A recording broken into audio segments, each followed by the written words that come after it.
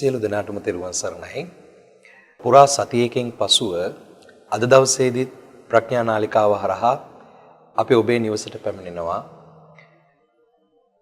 සම්මා සම්බුදුරජාණන් වහන්සේගේ දේශනාව ඒ උතුම් දර්ශනය තමන්ගේ ජීවිතයට එකතු කරගන්නට බලාපොරොත්තු වෙන ධර්ම මාර්ගය අවබෝධ කරගන්නට බලාපොරොත්තු වෙන පරමාර්ථ ධර්මයේ ගවේෂණය කරන සෑම සියලු දෙනා වෙනුවෙන් අද දවසේදීත් අපි මේ ඕගතරණය මුහුණට මුහුණ සාකච්ඡා මාලාවේ තවත් එක්තරා පැතිකඩකට අද දවසේදී අපි යන්නට බලාපොරොත්තු වෙනවා. අපි පහුගිය සතිවල දිගින් දිගට සාකච්ඡා කළා මේ ලෝකය කියන්නේ මොකක්ද කියන එක. කෙනා කෙනාට සාපේක්ෂව ලැබෙන සිත මුල් කරගත්ත, මනස මුල් කරගත්ත ලෝකය පිළිබඳව අපි දිගින් දිගට සාකච්ඡා කළා. අද දවසේදීත් අපි බලාපොරොත්තු වෙනවා තවත් ආකාරයකින්, තවත් පැතිකඩකින් මේ කාරණාව විග්‍රහ කරගන්නට. ගිය සතියේ ඔබට මතක ඇති පින්වතුනි, අපි සාකච්ඡා කළා වෙන පින්ඩූපම සූත්‍ර දේශනාව උපයෝගී කරගෙන මේ රූපස්කන්ධය කියන කොටස. අද දවසේදීත් ඒ කොටස තවදුරටත් විග්‍රහ කරගෙන මේ කාරණාව තවදුරටත් ගැඹුරට සාකච්ඡා කරන්නට අපි බලාපොරොත්තු වෙනවා.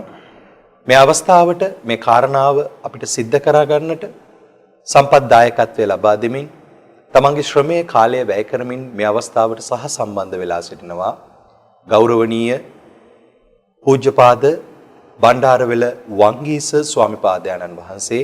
උන්වහන්සේ මේ අවස්ථාවේදී පාදාභිවන්දනාවෙන් යුක්තව පිළිගනු ලබනවා. පෙරවන් සරණයි ස්වාමීන් වහන්සේ. පෙරවන් සරණයි සියලු දෙනාටම. අද දවසේදී අපි උන්වහන්සේ සමග තව දුරටත් පසුගිය සතිවල දිගින් දිගට අපි සාකච්ඡා කරන් ආපු කාරණාව තව දුරටත් විග්‍රහ කරන්නට සාකච්ඡා කරන්න බලාපොරොත්තු වෙනවා. ස්වාමීන් වහන්සේ අපි ගිය සතියේ නවත්තපු තැන ඉඳලා කාරණාව සාකච්ඡාව ආරම්භ කරමු. හොඳයි. දැන් අපි ගිය සතියේ කතා කරේ මේ රූපය ගැන කතා කරේ කොහොමද මේ රූපේ පෙන පිඬුවක් වෙන්නේ කියලා. පෙන පිඬුවක් උපමා. පෙන පිඬුව උපමාවට සම්බන්ධ වෙන්නේ කොයි ආකාරයෙන්ද කියලා.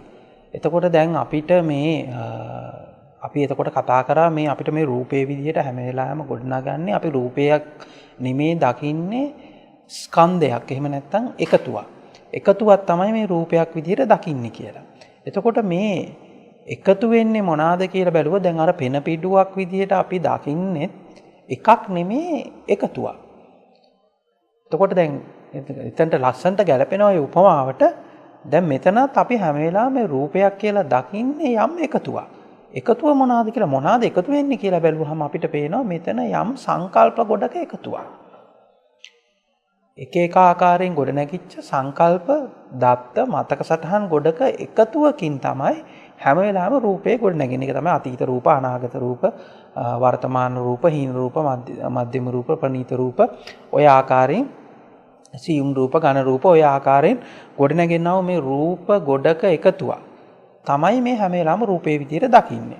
එතකොට මේ දකින්න රූපය අර මම පෙන පිඬුවේ උපමාවේදී මම පැහැදිලි කරා අර වතුරේ අපිරිසිදුභාවයේ තියෙනකොට තමයි මේ පෙන පිඬුව ගොඩ නැගෙන්නේ කියලා. ඒ වගේම මේ අවිද්‍යාව කියන අපිරිසිදුභාවයේ තියෙනකොට මේ එකතු වීම හරහා මේ පෙන පිඬුව කියන පෙන පිඬුවක් ගොඩ නැගෙන විදිහ රූපේ ගොඩ නැගලා ඒක භෞතික වස්තුවක් බවට පත් කරනවා. එතකොට මේක මේ මානසිකව හටගන්නා මනෝමූලිකව හටගන්නා රූපයක් නෙමෙයි. මේ මම හිතන් ඉන්න කෙනාමයි මේ එළියේ ඉන්නේ. මේ මට ගොඩ නැගිච්ච කෙනෙක්මයි මේ එළියේ භෞතිකව ඉන්නේ. එහෙම නැත්නම් මේ මම හිතන දෙයමයි මෙතන සිද්ධ වෙන්නේ කියලා අන්න අපි වැරදි නිගමනයකට එළඹෙනවා. මේ වැරදි නිගමනයේ එන්නේ අර අපිරිසිදුභාවය එහෙම නැත්නම් අර අවිද්‍යාව තියෙන නිසා. ඉතින් අපි ගිය සතියේ කතා කරා වගේ අපි ඔතනදී බලන් ගියාන් පස්සේ අන්තිමට දැන් අපි ওই භෞතිකමය රූප වලින් පොඩ්ඩක් මෙහාට ඇවිල්ලා අපි අනිත් රූපත් පොඩ්ඩක් බලාගෙන ආවන් පස්සේ අපිට පේන්නුණා නිර්වාණය කියන්නේ රූපයක් කියලා.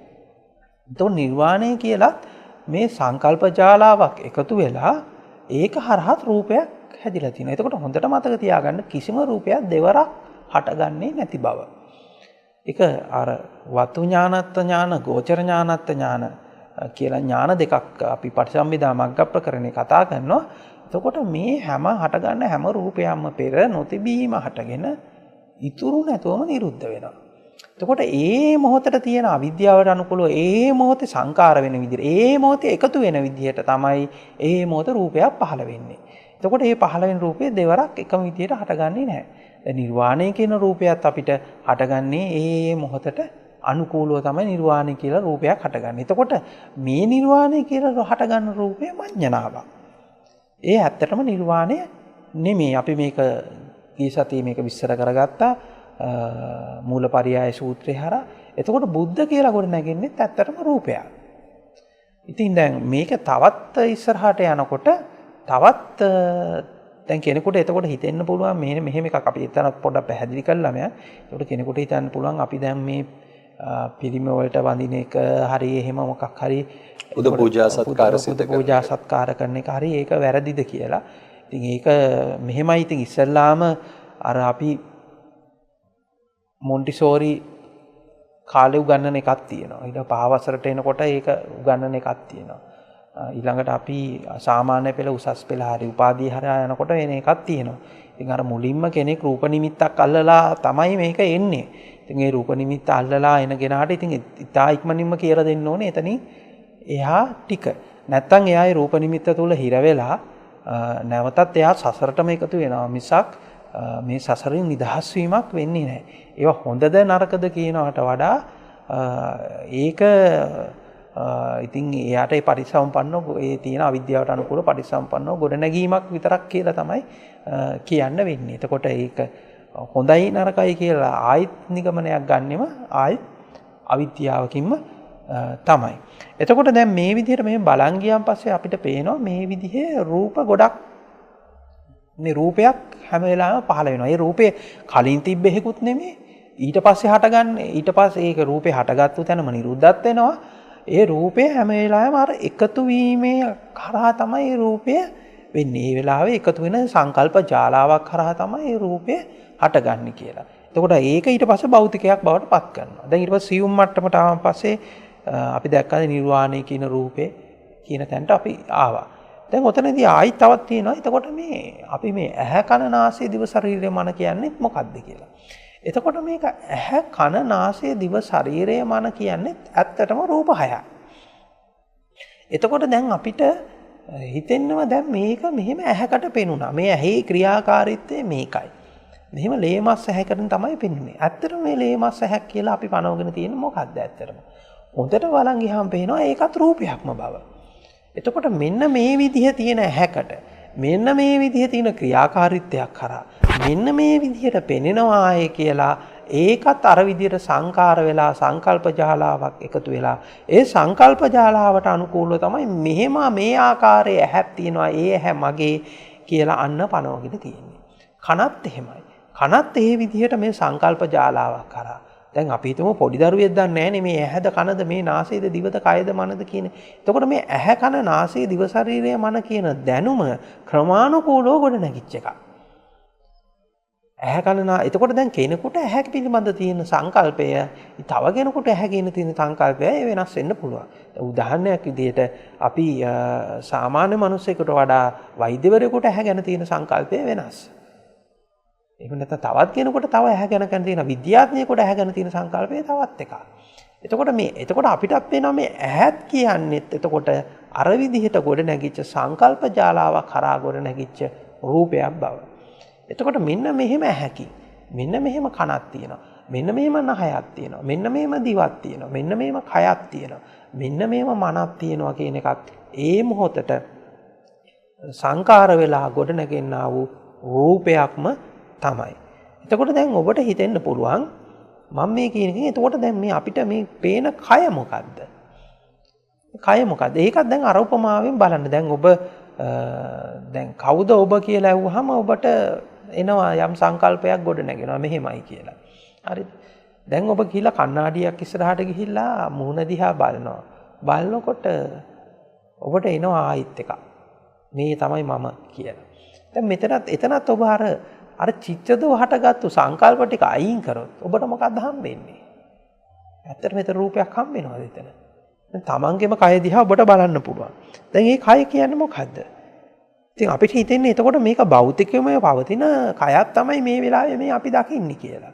එතකොට භෞතිකම පවතින කයක් නෙමෙයි ඒකත් අපිට හොඳට බලන් ගියාන් පස්සේ ඒකත් අර විදියට මතක සටහන් රාශියක් එකතු වෙලා සංකල්ප ජාලාවක් එකතු වෙලා එතකොට දැන් මේක එතකොට මගේ කය කියන්නේ කවුද? එතකොට මෙන්න මේ විදියට මේ යම් කොටස් ගොඩක් එකතු වෙලා හැදිච්ච සංකල්පයේ රූපයක් තමයි මේ කය කියලාත් කියන්නේ. ඒකත් කලින් පෙර තිබ්බ එකක් නෙමෙයි. එතකොට දැන් එකම කය දිහා මෙහෙම තුන් පාරක් බැලුවොත් හටගන්නේ තුන් ආකාරයේ ගොඩනැගිලි තුනක්. ඒක පෙර සිට පෙර සිට තිබුණාය කියන එකත් ඒක ඇතුළෙම තියෙන එකක්. ඒක ඇතුළේ මේ රූපේ ගොඩනැගෙන තවත් සංකල්පයක් විදිහට තමයි පෙර සිටම මේ පෙර තිබ්බ එකක්මයි. මේක භෞතිකෙම තියෙන එකක්මයි කියන එකත් අර විදිහට ගොඩනැගින්නේ. දැන් අපි මෙහෙම බැලුවාන් පස්සේ අපිට පේනවා දැන් තමන්ගේ කය පේන විදිහට මෙහෙම බැලුවාන් පස්සේ මෙහෙම රූපයක් ගොඩනැගෙනවා. එතකොට මේ එකම රූපේ අපි එක කොටසක් වෙන් කරලා ගන්නවා ඒක මම කියලා. එකම රූපේ. දැන් තමන්ගේ කය දිහා බලනකොට අපිට පේනවා තමන්ට එක කොටසක් මේ පැත්තට වෙන් කරලා ගන්නවා මේ මම කියලා. මෙතනින් එහා ටික මම නෙමෙයි කියලා ගන්නවා. එතකොට ඒක කොහොමද ගොඩ නැගෙන්නේ? මෙන්න මේකයි අපි කිව්වේ මේ කියන කිසිම කාරණයක් ඔබ දැනුමක් විදිහට දාගත්තට තේරුමක් වෙන්නේ නැහැ. බොහෝ විට කෙනෙක්ට මේවා දැනුම් සම්භාරයක් විතරක් බවට පත් වෙන්න පුළුවන්. නමුත් මේ අපි කතා කරන්නේ දැනුමක් නෙමෙයි. එතනින් එහාට යන අවබෝධයෙන් ගෝචර කරගත යුතු කාරණාවක්. ඒ කාරණාව බොහොම පැහැදිලිව මතක් කරන්නට ඕනි පින්වතුනි. ඔව්. එතනදී අර දැනුමක් විදියට පවත්වා ගන්න තැනදීම අපි ආයිත් වෙන්නේ මොකද්ද? අර අපි නිර්වාණය යාවත් කාලින කර ගැනීමක් කරන්නේ. අර නිර්වාණය කියන මඤ්ඤණාව යාවත් කාලින කර ගන්නවා. ඒක අප්ඩේට් කර ගන්නවා. ඒක තව ඒකට වචන පද ටිකක් එකතු කරලා තවත් කාරණා ටිකක් එකතු වෙලා තවත් මේක එකතු කර ගැනීමක් තමයි වෙන්නේ. එහෙම නැතුව මේක දකින්න ඕනේ. දැන් අපි බලන්න මෙහෙම රූපයක් ආවම පස්සේ මේ රූපේ එක කොටසක් අපි කියනවා මම කියලා, ඊටු කොටස කියනවා මම නෙමෙයි කියලා. එතකොට ඒක කවුද කියන්නේ? ඒක කොහොමද ගොඩ නැගෙන්නේ? එතකොට අපිට පේනවා මෙන්න මේ රූපයත් අර විදියට සංකල්පමේ විදියට ගොඩ නැගෙන එකක් කියන එක. ඔක තව දැන් මේ කයත් ඒ මොහොතට මේ කය පිළිබඳ හැඟීමත් ඒ මොහොතට පහළ වෙන එකක්. දැන් අපි ගත්තොත් දැන් අපි ඔබ කකුල බිම තියාගෙන ඉන්න බව. හරි එහෙම නැත්නම් ඔබේ ඇඳුම් ඇඳන් ඉන්න ස්පර්ශය. මම මතක් කරනකම් ඔබට දැනෙන්නේ නැහැ. ඒ මොහොතට තමයි ඒක ගොඩ නැගෙන්නේ. එතකොට ඒ මොහොතට තමයි ඒ මොහොතට ඒ ස්පර්ශය ගොඩ නැගෙනවත් එක්කම ඒ මොහොතේදී මහ පොළොවත් ගොඩ නැගිලා කකුලත් ගොඩ නැගිලා පටවි ගතියත් ගොඩ නැගිලා පටවි ගතිය දැනෙන්නත් එහෙම මොහොතදී පහල කරලා දෙනවා. එතකොට මෙන්න මේ ආකාරයේ කයකට තමයි දැනුනේ කියලා අන්න ඒ කය කියන එකත් ඒ වෙලාවේදී දැනුමක් විදිහට තමයි ගොඩ නැගෙන්නේ. හැඟීමක් විදිහට තමයි ගොඩ නැගෙන්නේ. එතකොට දැන් මෙන්න මේක නොදකින්නකොට අපිට හිතෙනවා දැන් මේ කයක් එක දිගට පැවතුනාය කියලා. දැන් මේ කයට නම් දැනෙන්නේ ඔබ කකුල බිම තියාගෙන ඉන්න හැම මොහොතකම එක දිගට ඒක දැනෙන්න ඕනේ. ඇත්තට මේක එක දිගට දැනෙන එකක් නෙමෙයි ඒ මොහොතට පහළ වෙන එකක්. ඒ මොහොතට තමයි මේ කය පිළිබඳ දැනුම හින්නේ. ඉතින් මේ කය පිළිබඳ දැනුමත් දැන් පොඩි දරුවෙකුට තියෙන දැනුම නෙමෙයි තව කෙනෙකුට තියෙන්නේ. දැන් ඕක කොහොම කියලා වෛද්‍යවරයෙකුට තියෙන තව වෙනත් ආකාරයේ දැනුමක්. ඒකට කය පිළිබඳව තියෙන එක විදිහට ගොඩ නැගිච්ච සංකල්ප ජාලාවක් තියෙනවා මේ කය කියන්නේ මෙහෙම එකක් කියලා. ඒකත් හැබැයි ඒ හැඟීම කොයි වෙලාවද තියෙන්නේ කියලා හැවුවා. ඒක එක දිගට තියෙන හැඟීමක්ද කියලා හැවුවා. කාටවත් එහෙම එක දිගට තියෙන හැඟීමක් තියෙන්නේ නැහැ. ඒ මොහොතට මේක මෙහෙම එකක් වෙන්නේ නැති කියලා හැඟීමක් පහළ වෙනවා.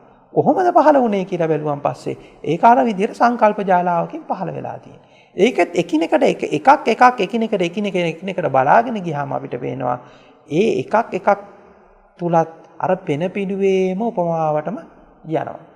එතකොට ඒ එක බිඳිතිව එක මේ ගොඩ නැගිලා තියෙන මේ සංකල්ප ජාලා මේ එකතු වෙලා තියෙන මේ සංකාර ක්‍රියාවලිය එකක් ගත්තට පස්සේ එකක් ඇතුලේ තියෙන්නේ තායි තවත් එකතුවක්. ඉතින් ඒක තමයි බුදු පියාණන් වහන්සේ මෙතනදී කිව්වේ. බුදු පියාණන් වහන්සේ කිව්වේ නෑ වර්ණ සටහන් පත්‍ය සංකාර කියලා කිව්වේ නෑ. රූප පත්‍ය සංකාර කිව්වේ නෑ. ඊළඟට ඇස පත්‍ය සංකාර කිව්වේ නෑ. එතකොට මෙතනදී හැම වෙලාවෙම කිව්වේ අවිජ්ජා පත්‍ය සංකාර සංකාර පත්‍ය විඥාන විඥාන පත්‍ය නාම රූප කියන තැනදී. එතකොට මේ රූපයක් හින්දා විඥානයක් හට ගන්නවා නෙමෙයි. ශබ්දයක් හින්දා විඥානයක් හට ගන්නවා නෙමෙයි. වර්ණ සටහනකින්ද විඥානයක් හට ගන්නවා නෙමේ අවිද්‍යාව නිසා සංකාර වෙලා එකතු වෙලා අතීත රූප අනාගත රූප වර්තමාන රූප හීන රූප මධ්‍යම රූප ප්‍රනීත රූප සියුම් ඝන මේ විදිහට මේ රූපස්කන්ධයක් බවට පත් වෙලා තමයි හැම වෙලාවෙදිම මේ රූපය කියන එක පහළ වෙන්නේ. ස්වාමීන් වහන්සේ කෙනෙක්ට දැන් ප්‍රශ්නයක් එන්න පුළුවන්. දැන් ස්කන්ධයක් විදිහට ওই පහළ වෙන ක්‍රියාවලියට චන්දරාගයෙන් බැඳිලා උපාදානස්කන්ධ කරගන්නවා කියලා. අද බොහෝ දෙනෙක් ওই කාරණාව විග්‍රහ කරගන්නකොට ওই කාරණාව මතු කරන එකක්. පංචස්කන්ධයට බැඳුනහම තමයි පංච උපාදානස්කන්ධය වෙන්නේ කියලා. එතකොට අපි විග්‍රහ කරගන්න මම හිතනවා ස්වාමීන් වහන්සේ මේ වෙලාවෙදි මේකත් කාරණාවක් විග්‍රහ වුණා නම් හොඳයි යම්කිසි මට්ටමකින් කියලා. පෘථග්ජන ස්වභාවයේ කෙනෙක්ට සහ සේක කෙනෙක්ට සහ රහතන් වහන්සේ කෙනෙක් කියන තුන් කොල්ලටම අර මූලපරයය සූත්‍රයත් ප්‍රයෝගික කරගෙන කොහොමද මේ පංචස්කන්ධේ ස්කන්ධේ උපාදානස්කන්ධයක් වෙන්නේ තියෙන තැනත් පොඩ්ඩක් මතු කරලා අපිට යන්න පුළුවන්. ඒ කාරණා අපි ඊළඟට මතු කරනවද නැත්නම් නෑ අපි දැන් ඒක පැහැදිලි කරලාම යන්. එතනදී දැන් අපි දැන් මාර කලිනුත් පැහැදිලි කරපු විදිහට එතකොට කෙනෙකුට තියෙන්න පුළුවන්. එතකොට දැන් මේ රූපයක් තියෙනවා, ශබ්දයක් තියෙනවා, ගන්ධයක් තියෙනවා, රසයක් තියෙනවා, ස්පර්ශයක් තියෙනවා. ඊට පස්සේ ඒක කෙරේ යම් චන්දරාගයක් තියෙනවා නම් ඒ චන්දරාගය අයින් කරගත්තොත් මේ ප්‍රශ්නේ විසඳෙනවා කියලා. මොකද එතකොට දැන් ඔතකොට හොඳට මතක තියාගන්න ඕනි කාරණයක් තියෙනවා. එතකොට දැන් රූපේ කියන සංඥාව සිත තුළ පහළ වෙලා ඉවරයි. ශබ්දය කියන සංඥාව සිත තුළ පහළ වෙලා ඉවරයි. ගන්ධය කියන සංඥාව සිත තුළ පහළ වෙලා ඉවරයි. රසය කියන සංඥාව සිත තුළ පහළ වෙලා ඉවරයි. දැන් සංඥාව පහළ වෙලා ඊට පස්සේ සංඥාව අයින් කරන්න යනවා.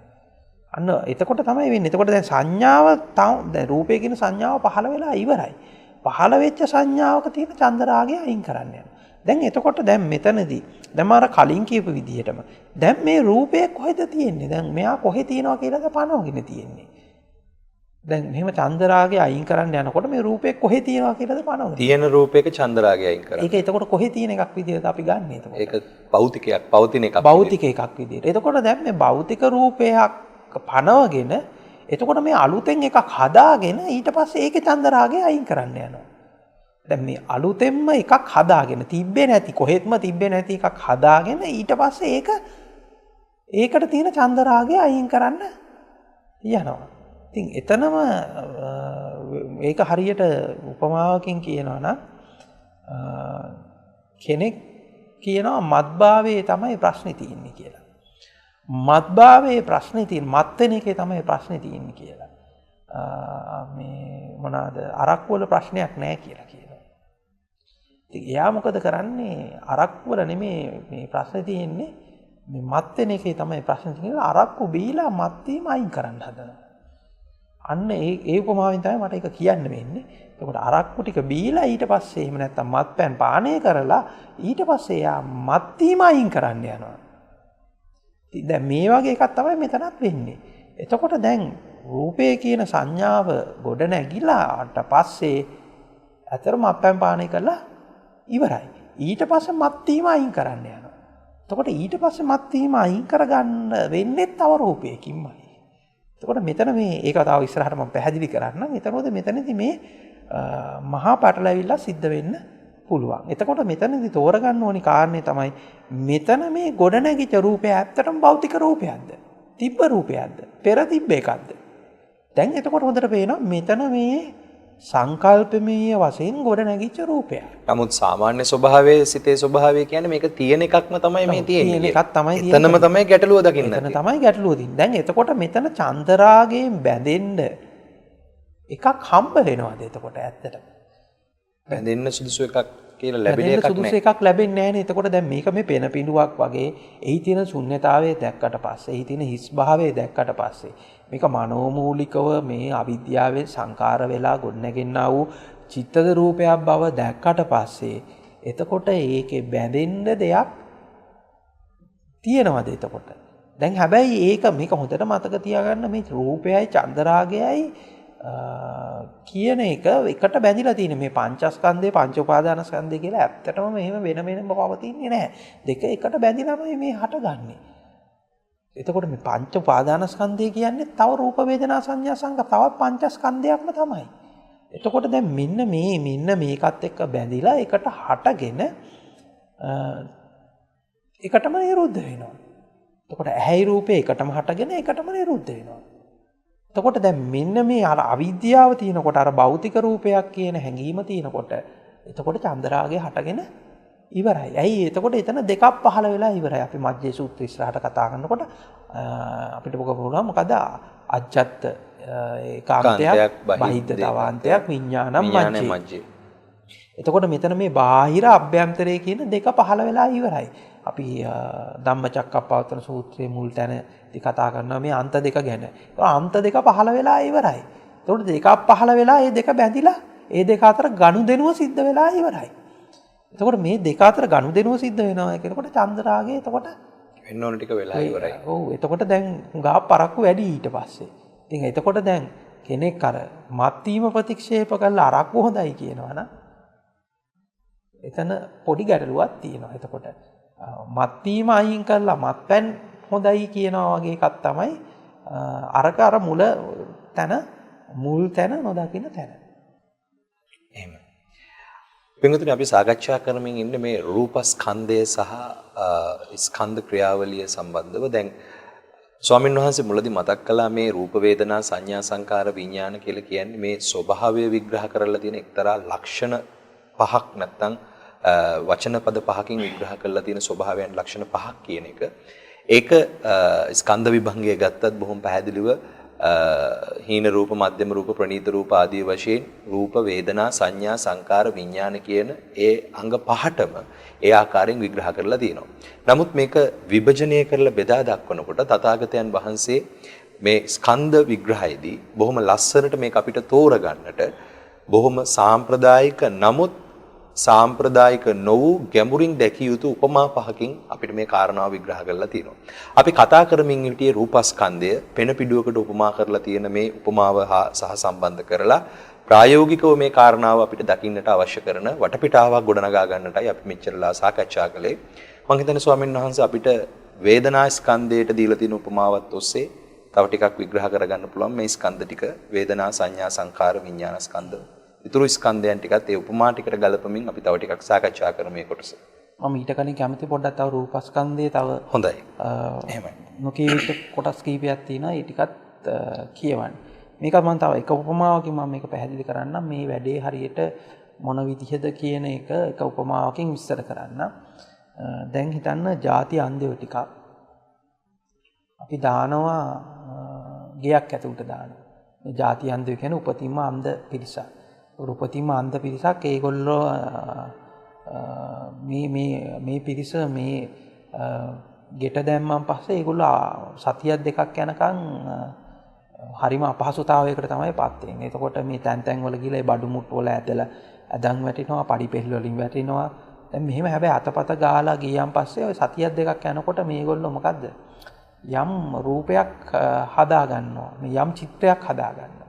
එතකොට මේ චිත්‍රය තුළ දැන් අපි හිතමු යම් කිසි තැනක යම් භාණ්ඩයක් තියෙනවා නම් ඊට පස්සේ ඒක ඒගොල්ලෝ එක්කෙනෙක් නම් කරගන්නවා මේක ඉඳ ගන්න පුළුවන් එකක් මේක පුටුවක් කියලා. එයා නම දා ගන්නවා ඒකට. ඊට පස්සේ ඉතින් 3-4 දිනෙන් මේකතු වෙලා ඒකට සම්මුතියක් දා ගන්නවා. මේකට අපි එහෙනම් පුටුව කියලා කියමු කියලා. දැන් එතකොට දැන් මේ එක එක්කෙනා දැන් මේක අතපත ගෑවිලා එක එක්කෙනාටම ඇවිල්ලා තියෙන එකම පුටුවක්ද? නැහැ. එක එක්කෙනාගේ ලෝකයේ සාපේක්ෂව. එක එක්කෙනාට ලෝකයේ සාපේක්ෂව මෙන්න මේක එකක් හදාගෙන තියෙනවා. ඒ හදාගත්ත එකට ඒගොල්ලෝ පොදු සම්මුතියක් දා ගන්නවා. මේක මෙහෙමයි කියලා. ඉතින් ওই විදිහට වැඩම්ම තමයි ඇත්තටම මෙතන වෙන්නේ. එතකොට දැන් මේ විදිහට මේ ඒ හැප්පෙන වෙලාවට හදාගත්තු චිත්තද රූපයක් තමයි තියෙන්නේ. එතකොට දැන් මේ විදිහට හැප්පෙන වෙලාවට හදාගත්තු චිත්තද රූපයක් බාහිරින් ඒගොල්ලෝ හොයනවා. එතකොට දැන් මේ පහළ වෙන මේ චිත්තද රූපයයි භෞතික රූපයයි ඒ චිත්තද රූපයමයි භෞතික රූපය කියන රැවටීමට ලක් වෙනවා. දැන් එතකොට මේ අන්ධයාගේ ඉන්න තැනම තමයි සත්‍යය ලෝක සත්‍යය ඉන්නේ. එතකොට දැන් අර සම්මුතිය කියන්නේ අර අන්ධයෝ කිහිප දෙනෙක් එකතු වෙලා දාගත්තු නිකන් සම්මුති ටිකක් විතරයි.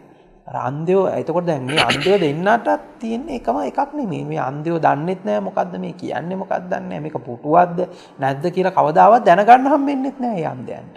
මේ මොකද මොකද්ද යථා ස්වභාවය කියලා දැනගන්න හම්බෙන්නෙත් නෑ. අන්න ඒ වගේ එකක් මෙතන තියෙනවා. මම වේදනාස්කන්ධයට යන්න කලින් මම පොඩ්ඩක් වෙලාව ගත්තේ මෙතන ප්‍රධාන රූපයක් තියෙනවා අපි සියලු දෙනාම අහුවෙන ඒක තමයි කාලය කියන රූපය. එතකොට මේ කාලය කියන රූපය මොකද්ද? අන්න ඕක හොඳට තෝරගන්න ඕනේ තැනක් තියෙනවා අපිට. දැන් අපි මං කිව්වා මේ හැම තැනදීම මේ අහුවෙන රූපයක් කියලා. ඇහැ කියලාත් හම්බෙන රූපයක්, බුද්ධ කියලාත් හම්බෙන රූපයක්, ඊළඟට අම්මා තාත්තා ගෙවල් දොරවල් මේ සියලු දේවල් මේ විදියට මේ රූපයක් මේ සංකාර වෙලා මනෝමය වශයෙන් චිත්තද වශයෙන් ගොඩ නැගෙනා වූ රූපයක්. දැන් මේකේ අර මම ඉස්සෙල්ලා කතා කරා විශ්වය ගැන කතා කරද්දී මේ උසදිග පළල කියන්නේ ඇත්තටම එහෙම පහළ වෙන රූපයක්. දැන් ඔබට එතකොට ගණිතය කියන්නේත් මොකද්ද? දැන් බක්කයි කියනවා ගණිතේ විද්‍යාව ඇත්ත කියලා. ඒකට මේ ගණිතය කියන්නේ ඇත්තටම රූපයක්. ඒ කියන්නේ දැන් අපි හිතමු මං කියනවා මිලියන 1යි කියලා. ඒකට මිලියන 1යි කිව්වම කෙනෙකුට පහළ වෙන හැඟීමයි තව කෙනෙකුට පහළ වෙන හැඟීමයි හැඟීම් දෙකක්. කෙනෙකුටත් එකම වෙලාවකදී පහළ වෙන හැඟීමයි තව වෙලාවකදී පහළ වෙන හැඟීමයි හැඟීම් දෙකක්. එතකොට මේකත් අර හැඟීමක්ම තමයි. එතකොට දැන් අපි උඩා කල සිට සිද්ධ වෙන්නේ මේ සංසාරයක් පුරාට සිද්ධ වෙන්නේ මේ හැඟීම් එක එක ආකාරයට වෙනස් කරලා තව අලුත් හැඟීම් හදවනවා. ඒක හදලා ඒක තුල හිර වෙලා ඉන්නවා. හිර වෙන මේ මානසික ලෝකයේ තුල හිර වෙනවා.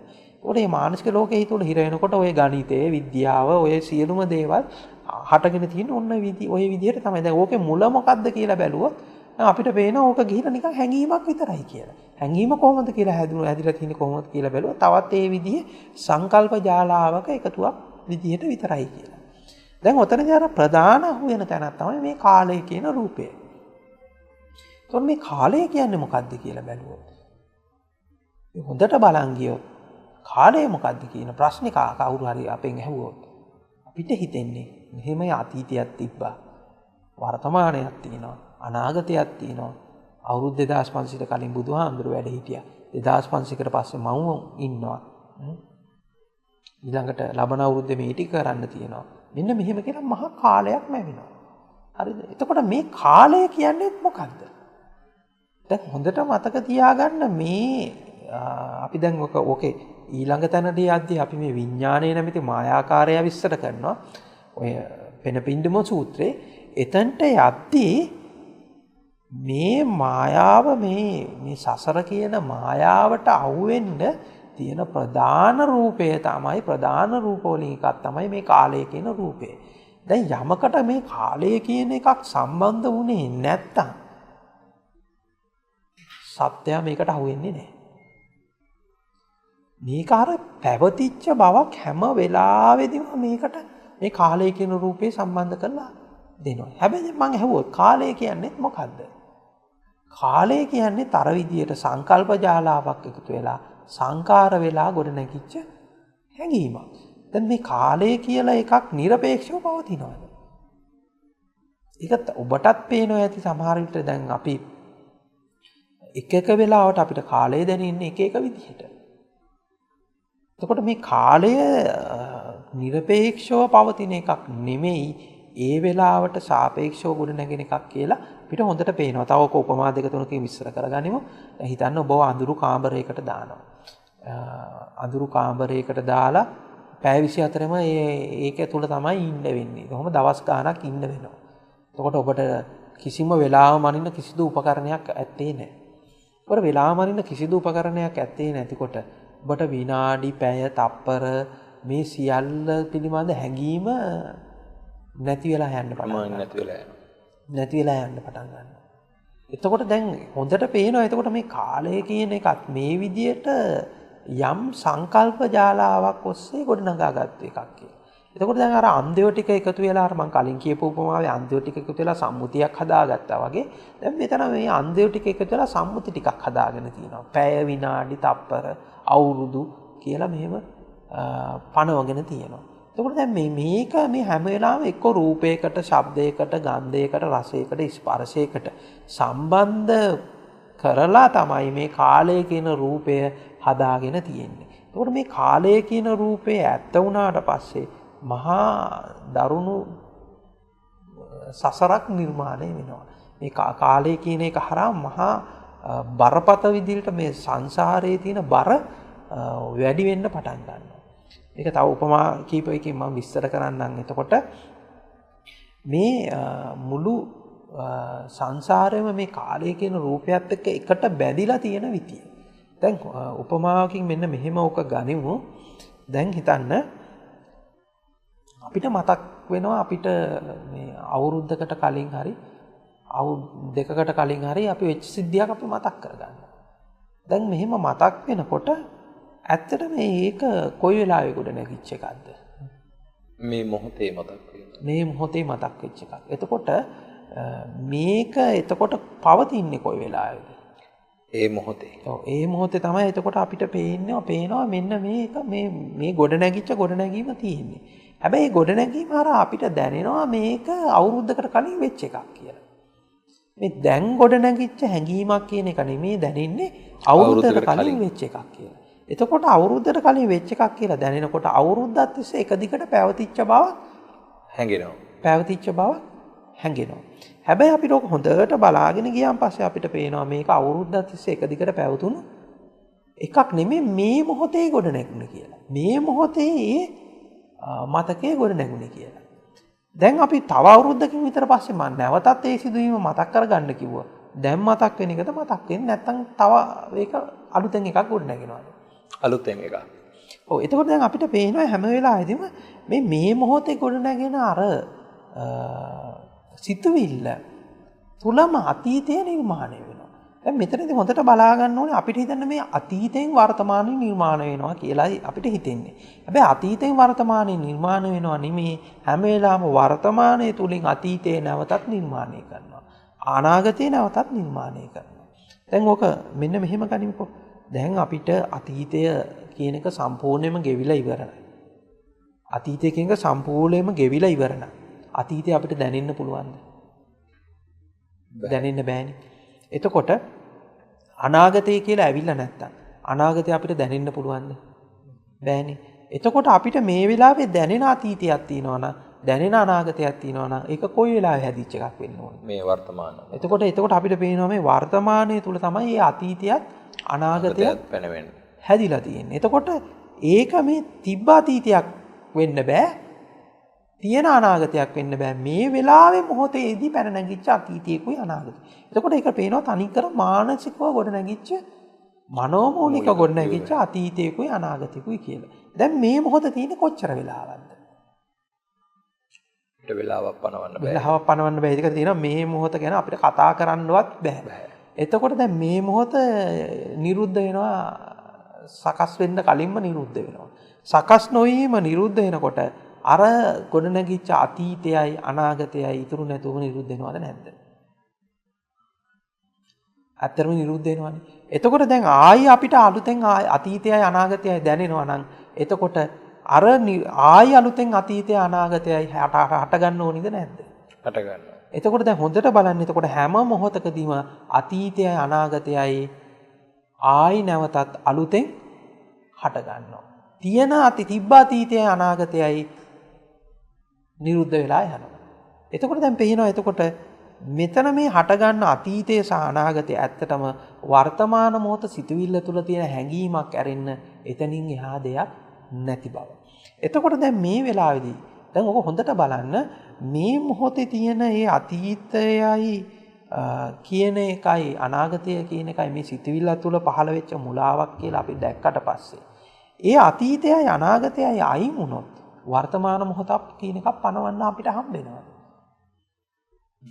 ඔව් එතකොට අපිට පේනවා මේ වර්තමාන මොහොතයි කියලා එකක් අපිට පනවන්න හම්බ වෙන්නේ නැහැ. ඒ අතීතයයි අනාගතයයි අයින් වුණාට පස්සේ.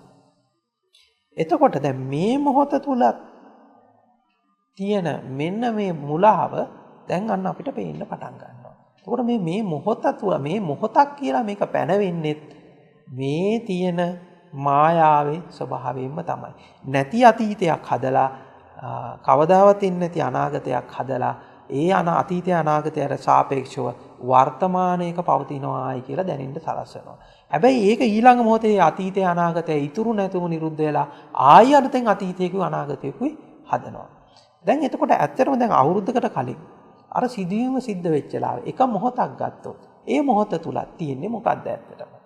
හොඳට බලන් ගියාන් පස්සේ අපිට පේනවා ඒ මොහොත තුලත් අර අතීතයක් හැදිලා අනාගතයක් හැදිලා තමයි වර්තමානයක් තියෙනවා කියලා දැනෙන්න සැලසුනේ කියලා.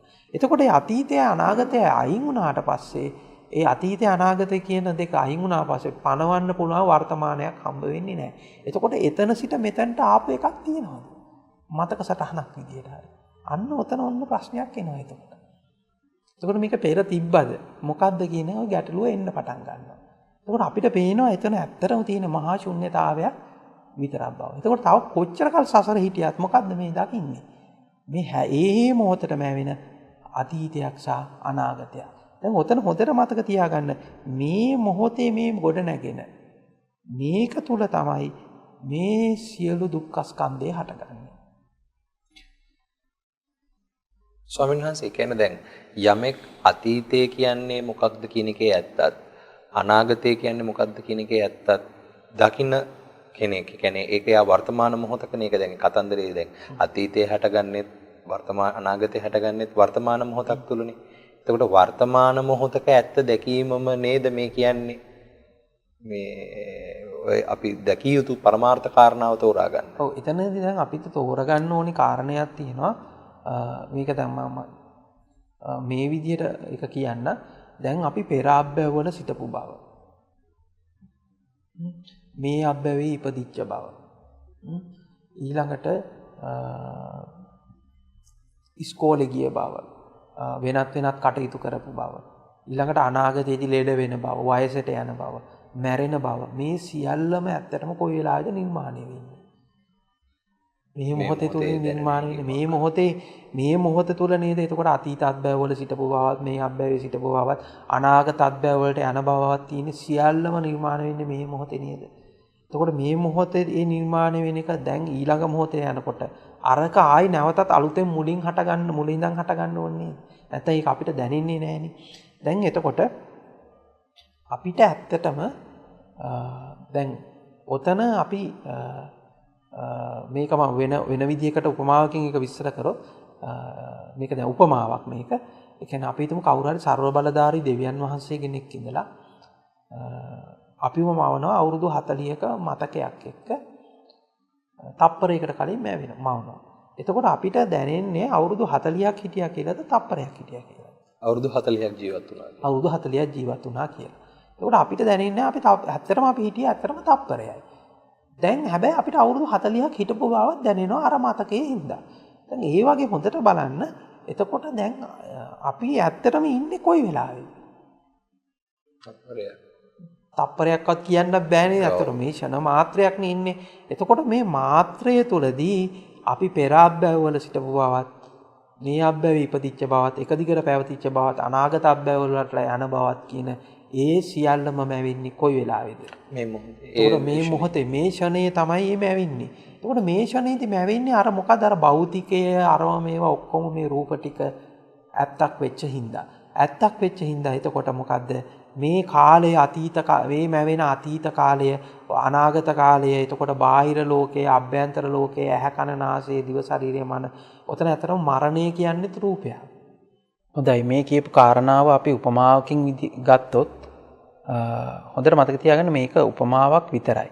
දැන් අපි මේ කියන සමහර ඒවා අපිට කියන්න වෙන්නේ උපමාවක් පාවිච්චි කරලාම තමයි.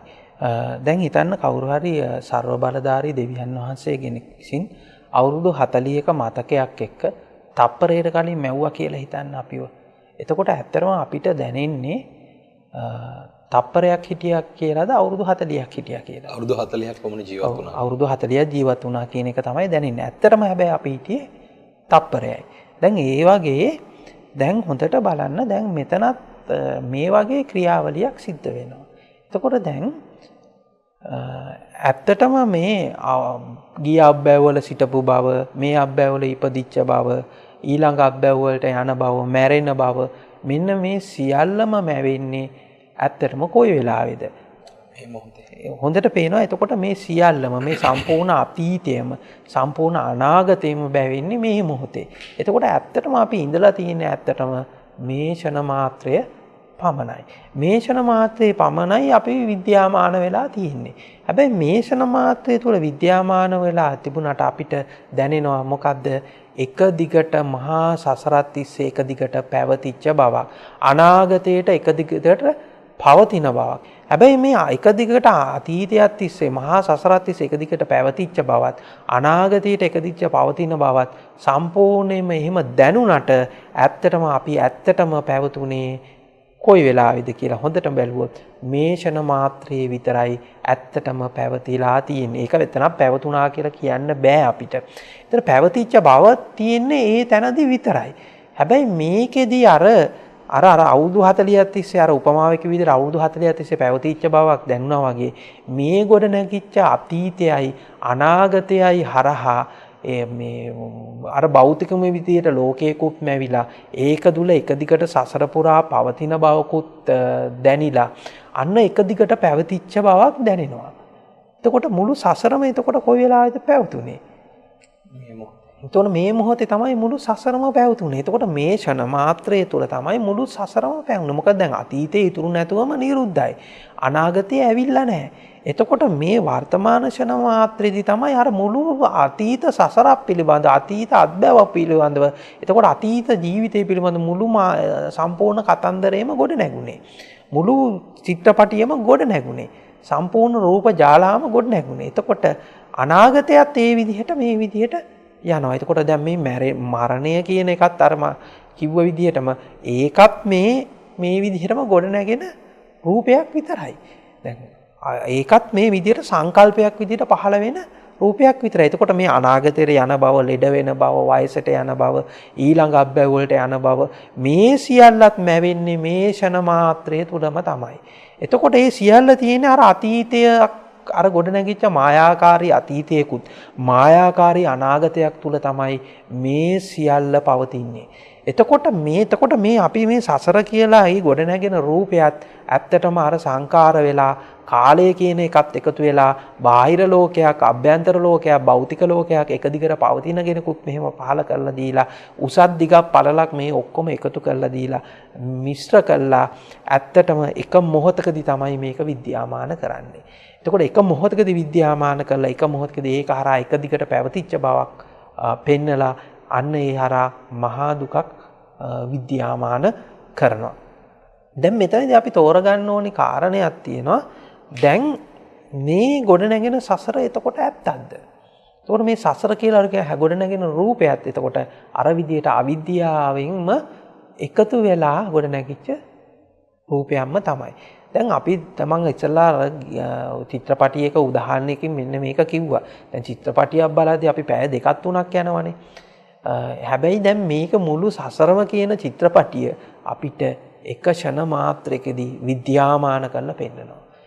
එක ෂණ මාත්‍රයකදී විද්‍යාමාන කරලා මුළු සසරම කියන චිත්‍රපටියේ දැනෙන්න සලස්වනවා. මුළු සසරක්ම එක මොහොතකදී දැනෙන්න සලස්වනවා.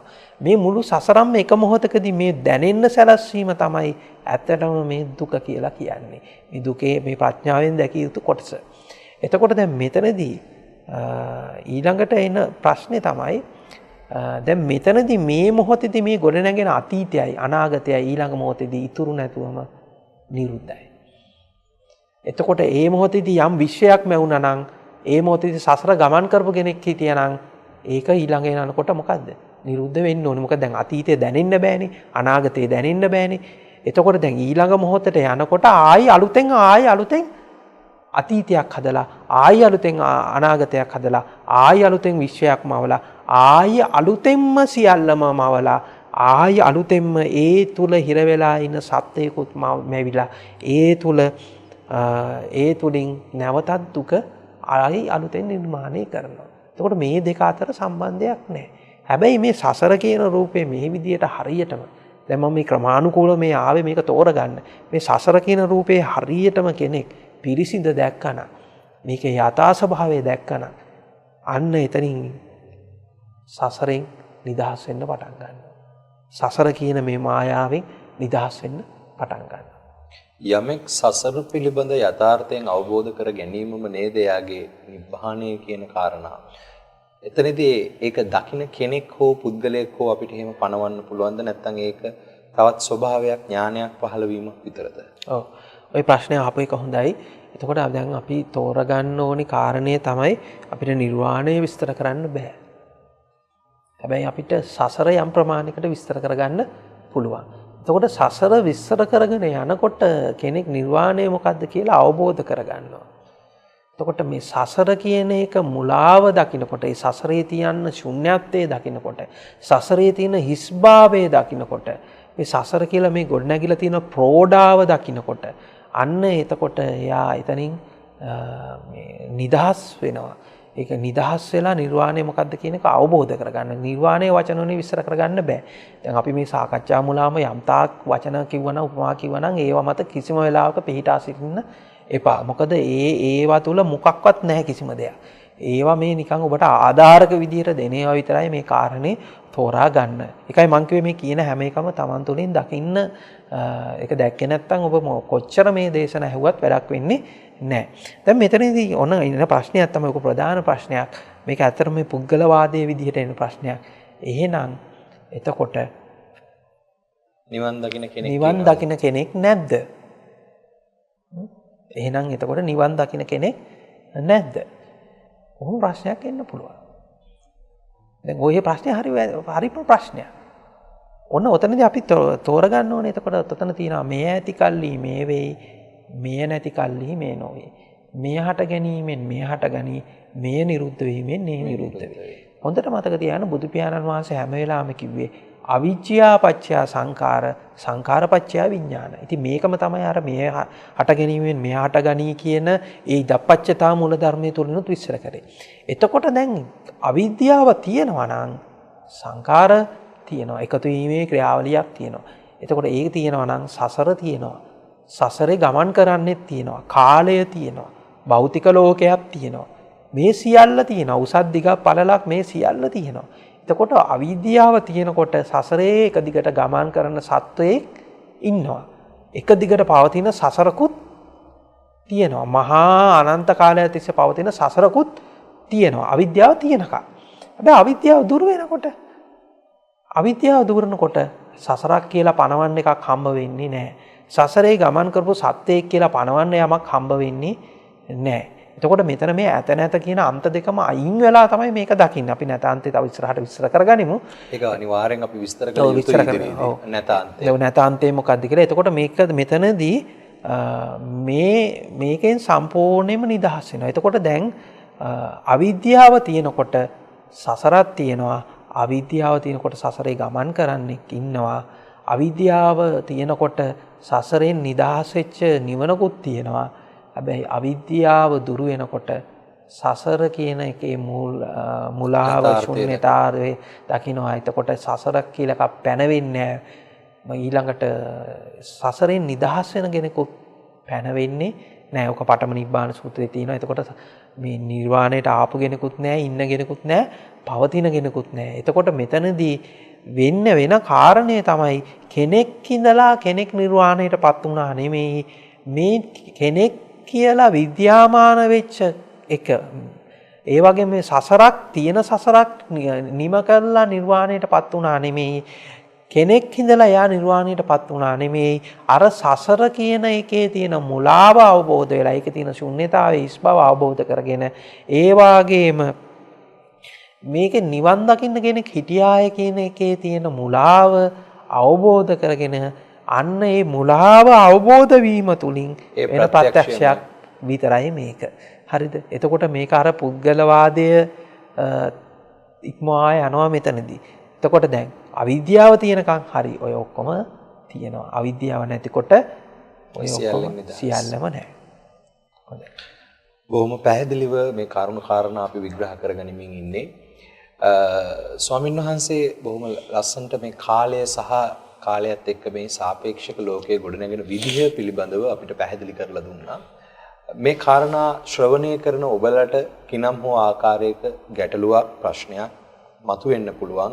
ඒ මතුවෙන ඕනම ප්‍රශ්නයක් ඕනම ගැටලුවක් ඔබලට පුළුවන් අපිට තිරේ සඳහන් කරලා තියෙන ඒ දුරකථන අංකය හරහා අපිට ඉදිරිපත් කරන්නට අපිට ඒ සියලු ගැටලු ප්‍රශ්න යොමු කරන්නට හේතුව මේ කාරණාව දේශක ශ්‍රාවක දෙපක්ෂයම ඒ ප්‍රේක්ෂක දෙපක්ෂයම සජීවීව සහසම්බන්ධ වෙලා සිද්ධ කළ යුතු සාකච්ඡාවක් නිසා ඔබලට මේ අවස්ථාවත් සමග අපිට සජීවීව සම්බන්ධ වීමේ නොහැකියාව නිසා මේ සිද්ධ කරන පටිගත කරන දර්ශනයන්ට මේ කාරණාවන් ශ්‍රවණය කරන යම් මොහොතක් ඇත්නම් ඒ මොහොතේ ඔබලා මේ කාරණාව සම්බන්ධව ඔබලට මතුවෙන ඕනෑම ප්‍රශ්නයක් අප වෙත යොමු කරන්න. ඒවා ඉදිරි කාලයේදී අපි බලාපොරොත්තු වෙනවා. ඒවටත් ඒ ලැබෙන පමණින් අවස්ථාව ලැබෙන පමණින් ඒවට පිළිතුරු ලබා දෙමින් තව දුරටත් මේ කාරණාව විද්‍යාමාන කරගන්න. ස්වාමීන් වහන්සේ මම මේ කාරණාව දැන් ඔබ වහන්සේගෙන් නැවත වතාවක් අහන්න කැමතියි. අපි බොහෝමයක් මේ කාරණාවන් විග්‍රහ කරනකොට අපිට ලැබිලා දෙන කාල සීමාවක් දැන් කෙටි වෙගෙන යන නිසා බොහෝම කාරණාවන් අපි විග්‍රහ කරනකොට මේ උපමාවන් පාවිච්චි කරනවා. ඒ උපමේය බවට කෙනෙක්ටපත් වෙන්නේ ඒ කෙනාගේ අවබෝධයට සාපේක්ෂව.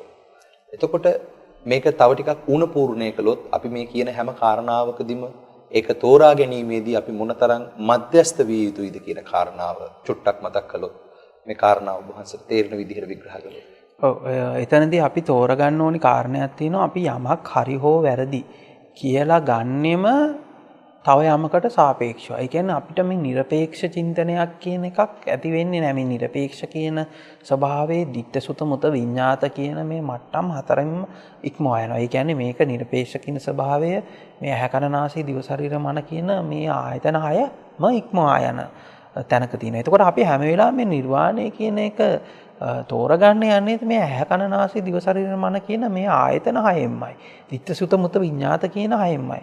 මෙතනම තමයි අපි මහා විශ්වාසයක් අපි ජනිත කරගන්නේ හැම වෙලාවෙදිම. දැන් ඕක මම වෙන විදිහකට ඕක විස්තර කරගන්න මෙන්න මේ විදිහට. දැන් අපිට මේ පුළුවන් තරම් අපිට වැඩියෙන්ම දුක් දීපු කෙනා කවුද කියලා ඇහුවොත් අපිව පුළුවන් තරම් රවට්ටපු අපිට දුක් දීපු අපිව අමාරුවේ දාපු කෙනා කවුද කියලා ඇහුවොත් අපිට මොකක්ද එන්නේ උත්තරේ? එක කෙනාට එක එක උත්තර තියෙන්න පුළුවන්. ඔව්. එක කෙනාට එක එක උත්තර තියෙන්න පුළුවන්. දැන් අපේ එයාට ඉන්න ලොකුම හතුරා කවුද? එයාට ලොකුම කරදර කරපු කෙනා කවුද? සියලු දුක් ටික දුන්නේ කවුද කියලා අහුවාම එක එක කෙනාට එක එක උත්තර එනවා. හැබැයි ඕකට ඇත්තම හරිම උත්තරේ මොකද්ද? තමන්ගේම හිත. තමන්ගේම හිත තමයි මේ තමන්ට ඉන්න ලොකුම හතුරා. සියලු දුක් ටික සියල්ලම දුන්නගෙන. එතකොට දැන් අපි සියල්ලම කරලා තියෙන්නේ මොකක් වෙනුවෙන්ද? මේ සිත වෙනුවෙන්. එතකොට අපි මෙච්චර මේ රවට්ටපු මෙච්චර දැන් ඔබට දැන් මේ ටික කාරණා ටික දැක්කම තේරෙනවා ඇති මේ හිත කොයිතරම් රැවටීමකට ලක් කරලා තියෙනවද අපි කියලා. එතකොට හැබැයි අප හැම වෙලාවෙම විශ්වාස කරන්නේ කවුද? සිතමයි. ඒත් ඒ සිතමයි. එතකොට මේ සිත විශ්වාස කරලයි අපි මේ සියලු දේවල් ටික ගන්නෙ. එතකොට දැන් මෙතනදිත් අපි මේ යමක් කියනකොටම අපි හැම වෙලාවෙදිම මේ සිත මත පිහිටලාමයි ගන්නෙ. ඒකේ තියෙන කලින් සැකසිච්ච යම් දෘෂ්ටි තියෙනවා නම් අන්න ඒවට සාපේක්ෂවමයි මේක ගන්න. අපිට নিরপেক্ষ චින්තනයක් කියන එකක් එන්නෙම නැහැ. ඒකට নিরপেক্ষ චින්තනයක් කරා යන්න මේක අපිට අපහසුයි. ඒ කියන්නේ අපිට අර කාලාම සූත්‍රයේ සඳහන් වෙච්ච විදිහට එක්ක පරම්පරාවෙන් ආපු යම් දෘෂ්ටි ටිකක් තියෙනවා නම් ඒ ටිකට ගැලපෙනවද කියලා බලනවා. එහෙම නැත්නම් කවුරු හරි කෙනෙක් කියපු එකකට ගැලපෙනවද කියලා බලනවා. එහෙම නැත්නම් පොතක පතක තියනවද කියලා බලනවා. ඕක කොහෙද තිබ්බේ? ඕක අහවල් සූත්‍රයේ තිබ්බේ? කොතනද තිබ්බේ? කවුද කිව්වේ? මොන පොතේද තිබ්බේ? මොන හාමුදුරුවෝද ඕක කිව්වේ? කියලා ඕක එහෙම අහනවා. එහෙම නැත්නම් එහෙම කරලා තමන් හදාගෙන තිනවා තව තර්කණය තුලින් තමන් තුල දෘෂ්ටි ටිකක් හදාගෙන තිනවා. තම තමන් විසින් දාගත්ත රාමු ටිකක් හදාගෙන ඊට පස්සේ ඒකට මැච් වෙනවද කියලා බලනවා. ඉතින් හැබැයි මේ ඔක්කොම තුල තියෙන්නේ ආයෙත් අර මුලාම තමයි. එතකොට දැන් මේ ඔක්කොම අයින් කරලා තමයි අපි මේක දකින්න ඕනේ. දැන් අර මං කලින් කිව්ව විදිහට මේකේ තුල තියෙනවා ලොකු මේ අපහසුතාවයක් මේක කියන්න. මේ අපහසුතාවයේ මම එක උපමාවකින් මේක විස්තර කරලා දෙන්න. දැන් ඔබලා සියලු දෙනාම මේ ලුණු රස දන්නවා ඇති. ලුණු කාලා ඇති මේ අහන සියලු ප්‍රේක්ෂකයෝ සියලු දෙනාම. දැන් ඔබලාට කිව්වොත් ඔබලා මේ ලුණු කාලා තියෙන ලුණු රස කවදාවත් ලුණු කාපු නැති කෙනෙකුට පැහැදිලි කරන්න කියලා. වචන වලින්. කිරීමට අපහසුයි. කොයිතරම් අපහසුතාවයකට පත් වෙනවද? නැත්තම් මං කියනවා එහෙනම් ඔබ මේක පොතක පතක ලියලා මේක දෙන්න කියලා. ඒ වැටෙන්නේ ඒ අපහසුතාවය තුලම තමයි. එතකොට කවදාවත් අපිට මේ ලුණු රස කියන කවදාවත් වචන වලින් විස්තර කරගන්නත් බෑ. පොතක පතක ලියන්නත් බෑ. ඉතින් ලුණු රස එහෙම කරන්න බැරි නම් නිර්පේක්ෂ වූ නිර්වාණ ස්වභාවය ගැන කවර කතාවද? ඒ නිර්පේක්ෂ වූ නිර්වාණ ස්වභාවයේ සාපේක්ෂ වචන වලින් කවදාවත් කියන්නත් බෑ. පොතක පතක ලියන්නත් බෑ. හැබැයි ඒක ආධාරකයක් විදිහට දෙන්න පුළුවන් අපිට. ඒක යන මග මෙන්න මෙහෙ දැන් ලුණු රස කෙනෙකුට විඳින්න ඕන නම් මේ අහවල් තැනට යන්න, අහවල් තැනින් ගන්න, මෙන්න මේ ක්‍රමයට බලන්න, අත්හදා බලන්න. එතකොට ඔබට අවබෝධය එයි කියලා එහෙම කියන්න පුළුවන්. එතකොට මේ යන අර මග තමයි මේ විස්තර කරන්නේ. එතකොට දැන් මෙතනදිත් අපි කරගන්න ඕනි කාරණය තමයි මේ කියන කාරණා වචන පිටින් අරගෙන, ගෙඩි පිටින් අරගෙන තවත් සංකාර ටිකක් හදාගෙන තවත් අර නිර්වාණය කියන එක රූපයක් හදාගෙන තවත් වෙනත් රූප ටිකක් හදාගන්න එක නෙමෙයි මේ වෙලාවේදී කරන්න ඕනේ.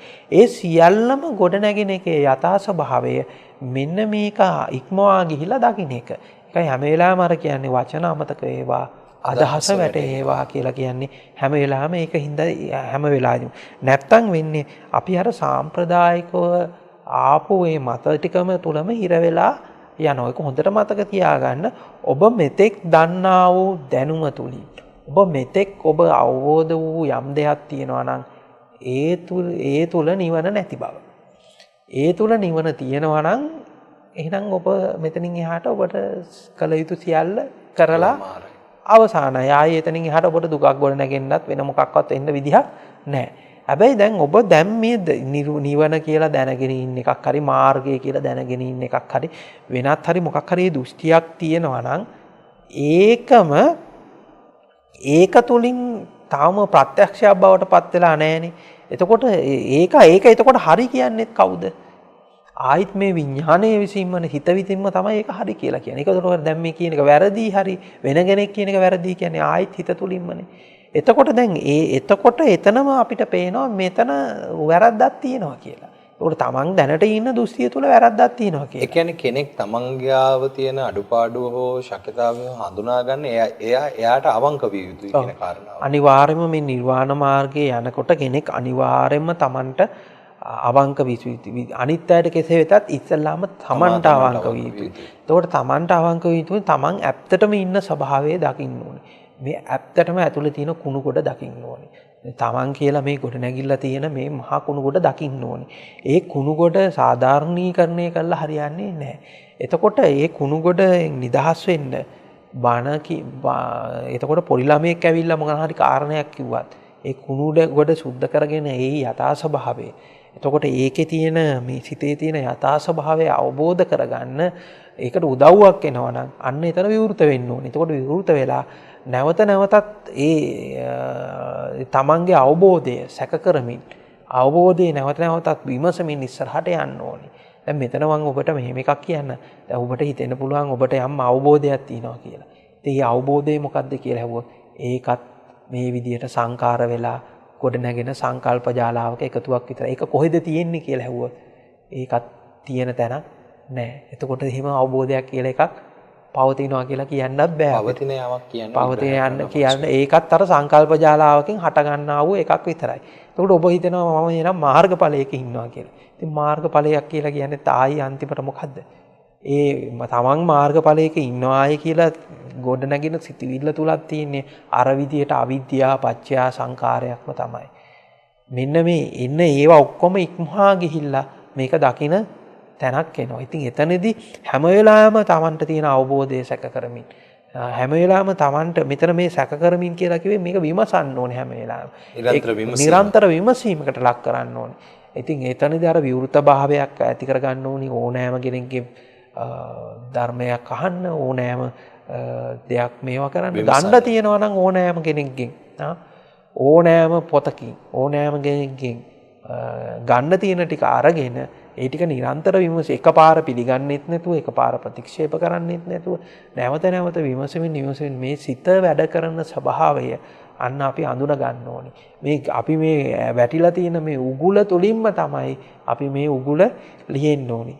මඩේ උපන් හෙළපියුම මඩෙන්ම පෝෂණය වෙලා මඩේ නොගෑවි පිපෙන්නේ යම්සේද කියලා තථාගතයන් වහන්සේ අර දෝන ලෝක බ්‍රහ්මණ සූත්‍රයේ විග්‍රහ කරන ආකාරයට සත්‍යය අතරින් ඉඳගෙන සත්ව වැඩපිළිවෙල තමා තුලින් දකිමින්ම මඩෙන් විමුක්ත වෙන ස්වභාවයක් නැත්තම් බුද්ධ තත්වයටපත් වීම. දැන් ඇත්තට මෙතන තථාගතයන් වහන්සේගෙන් අහුවම ඔබ දෙවි කෙනෙක්ද බ්‍රහ්මයේද මනුස්සයෙක්ද කියලා අහුවම උන්වහන්සේ උත්තරයක් දෙන්නේ නැහැ එතන.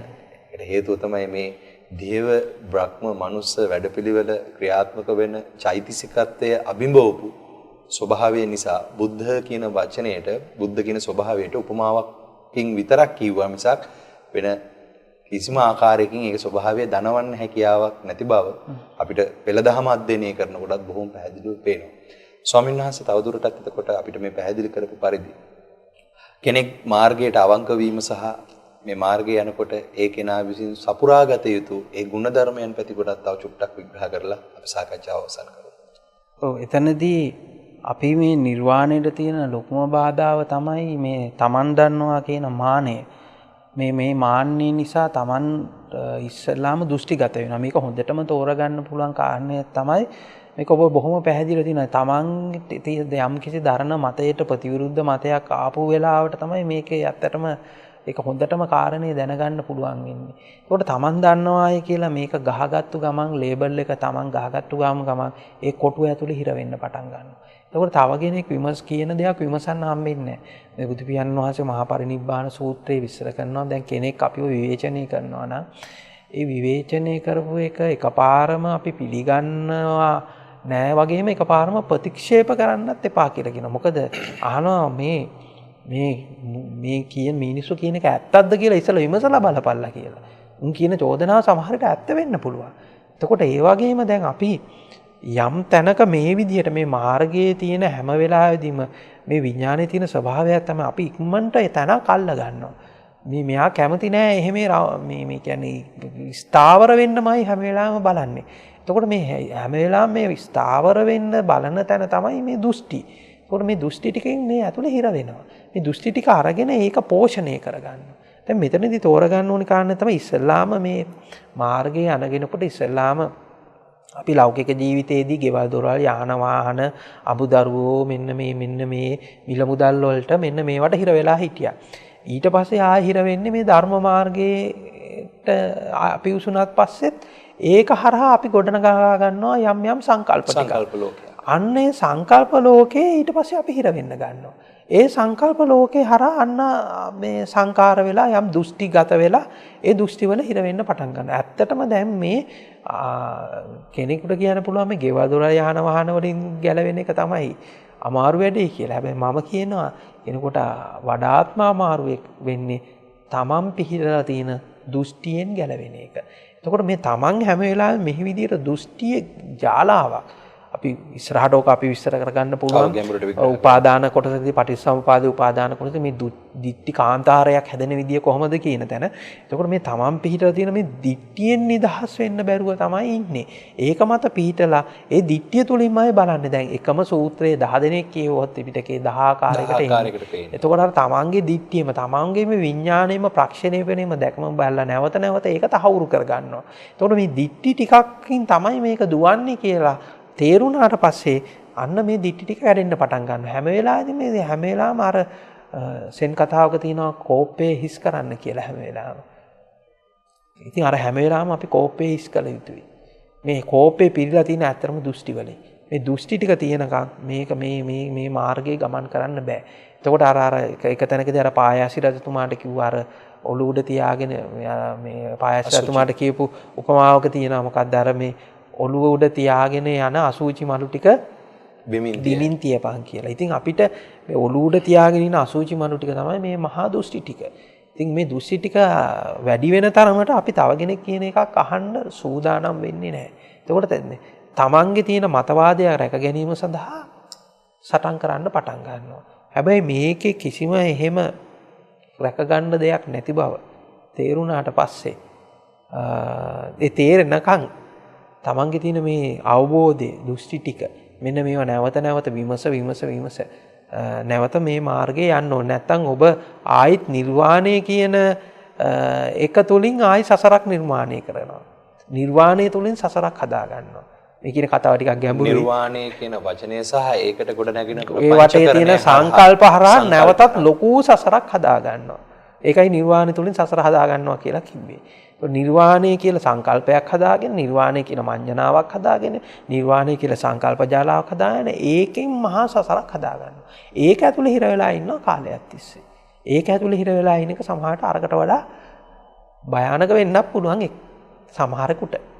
ඉතින් එතනින් ඒ ගැටේ දිහා ගත්තොත් තමයි මෙතනින් නිදහස් වීම තියෙන්නේ. මම හිතන්නේ ස්වාමීන් වහන්සේ අර බුදු පියාණන් වහන්සේගේ කාලයේදීත් අර පුංචි දරුවෝ විශේෂයෙන්ම මහත් අවුරුදු දරුවෝ ඒ වගේම තරුණ පිරිස් වේගින් මේ කරුණ කාරණා අවබෝධ කරගත්ත එකට හේතුවක් වෙන්නත් ඇති ඒගොල්ලන්ට අර ජීවිතයේ තිබිච්ච අර සංකල්පමය රාමුන්ගේ අඩුභාවය පුංචි දරුවෙක්ට වැඩිහිටියෙක්ට තරම් සංකල්පමය රාමුන් නැහැ. නමුත් පුංචි දරුවෙක් ටික ලොකු වෙනකොට ඒ සමාජයේ ලැබෙන ඇසුරත් එක්ක අපි තව දවසක සාකච්ඡා කරමු මේ සත්පුරුෂ ඇසුර සහ අසත්පුරුෂ ඇසුරේ අර්ථය ලෞකික සහ ලෝකෝත්තර අර්ථයන් තවදුරටත් විග්‍රහ කරගෙන අපි මේ කාරණාව බොහොම විවෘතව සාකච්ඡා කරමු පින්වතුනි. ඉතින් අද දවසේදීත් අපි බොහොම වැදගත් වෙන කරුණු කාරණා රාශියක් සාකච්ඡාවට ලක් කළා. කරුණු කාරණා බොහොමයක් අවබෝධ කරගන්නට ඉවහල් වෙන විදිහට අපගේ ස්වාමින් වහන්සේ මේ කාරණාවන් අපිට විග්‍රහ කරලා දුන්නා. එහෙනම් අද දවසට මේ වැඩසටහන අපි මෙතකින් නිමා කරන්නට බලාපොරොත්තු වෙනවා. තවත් දවසකින් ඔබ හමු වෙන බලාපොරොත්තු වෙන එතෙක් ඔබ සෑම සිළු දෙනාට සම්මා සම්බුදු සරණයි. සියලු දෙනාට යහපතක් වේවා.